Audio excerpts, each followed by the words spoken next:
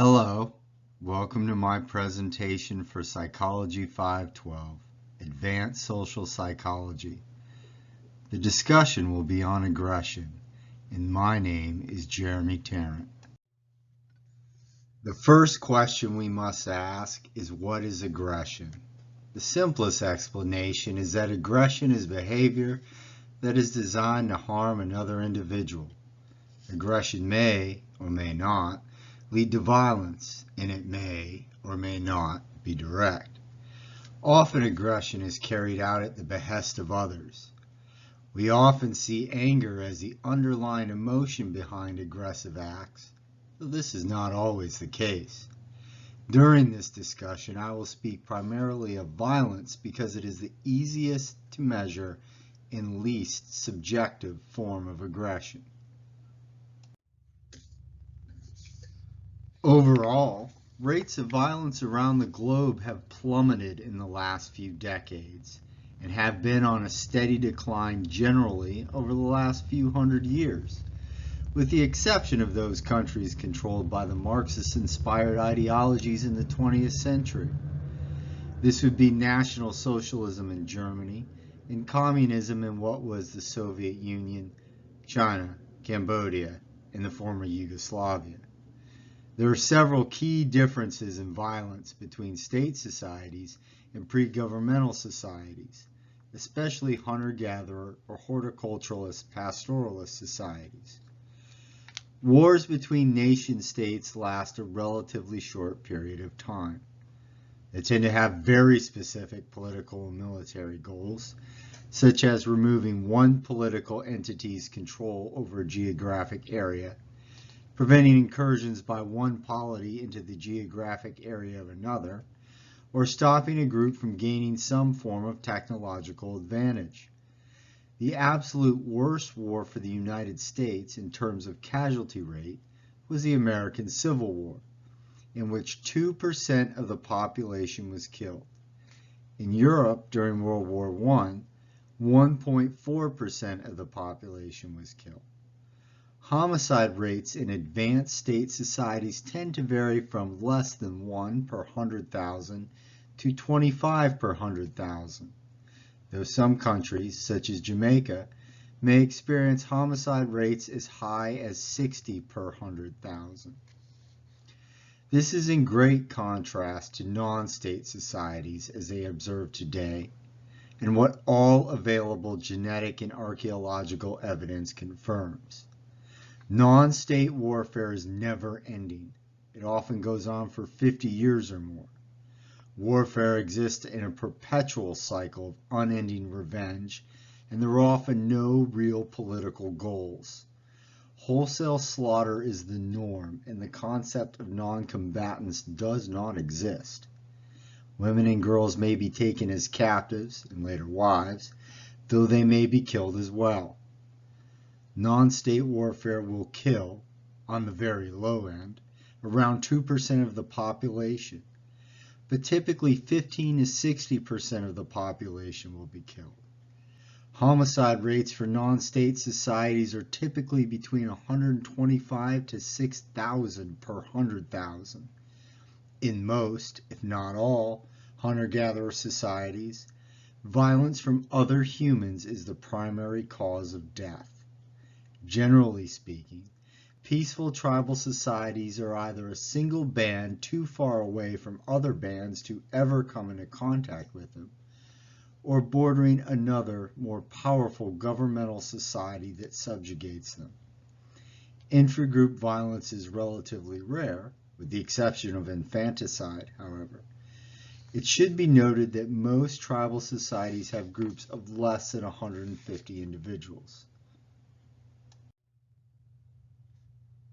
In the United States, men commit 90% of the homicides and comprise 78% of the victims. This is true cross-culturally and throughout time, though infanticide is often within the purview of women.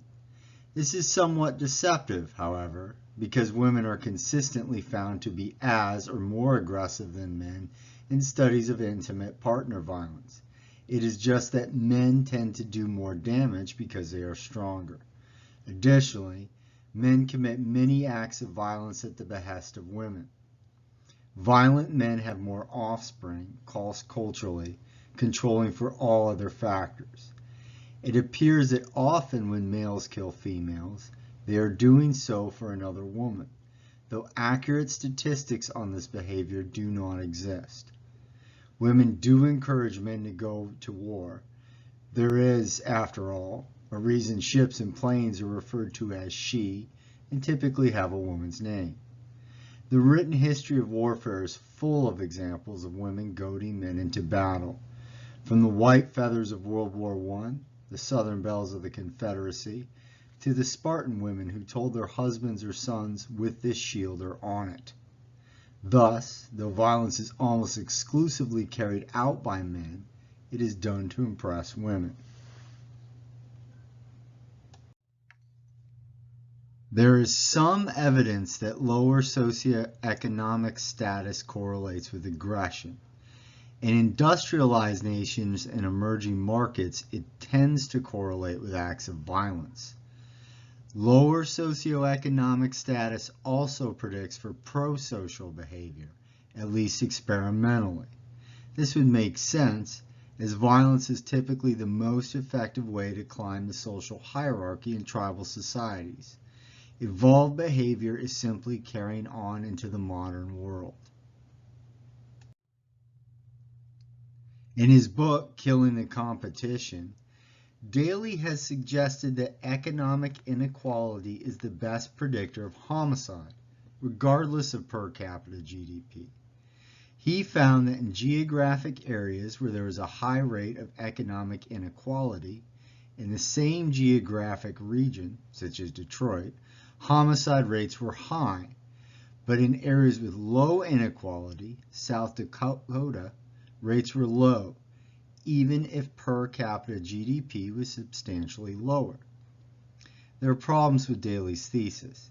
He began his study of South Dakota in 1977, following the end of the aftershocks of the incident at Wounded Knee.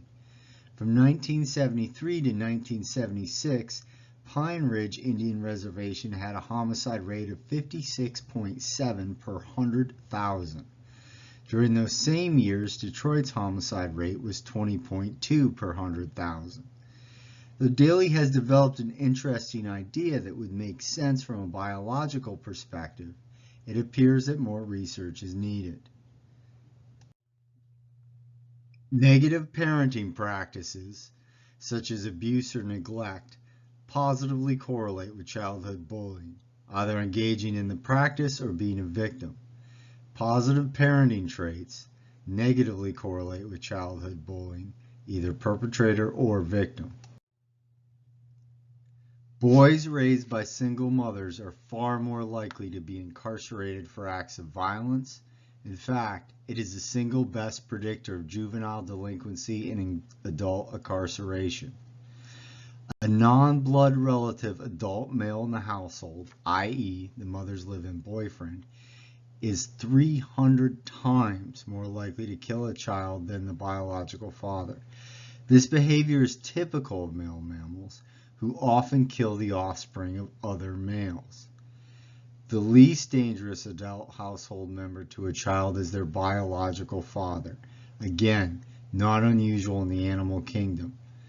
For example, the Panthera leo, or African lion, is known to kill the offspring of other mammals, but not their own. They have even been observed to engage in retaliation for the killing of their young. In the United States, demographic groups with the highest rates of male parental absenteeism also have the highest rates of incarceration. Similar phenomena can be observed in England. England launched a series of programs similar to the War on Poverty with similar results: a marked rise in fatherlessness and adult incarceration of boys. This is important because England had not experienced migration at the time, and thus lacked a history of racism and de jure discrimination that existed in the United States. Aggression appears to have a multitude of causes. Some of these are social, some biological, some may be a combination of the two. Some cultures are more violent or aggressive than others. Gender is a definite predictor for carrying out acts of violence. However, gender is not a definite predictor for aggression per se. Overall, our societies are far less violent than they were for almost all of human history. Social change, in effect, rising divorce rates, may signal an increase in violence or a potential return to previous eras' high levels of violence. Questions for us to consider. In Hosea 4:2 it states, "There is only cursing, lying, and murder, stealing and adultery. They break all bounds, and bloodshed follows bloodshed." Does this mean as Christians we have an obligation to prevent these things? And if so, is that because they displease our Creator or because they result in violence? Also, I would like to think about, is it more important or useful to ask what causes violence or what causes peace? Thank you.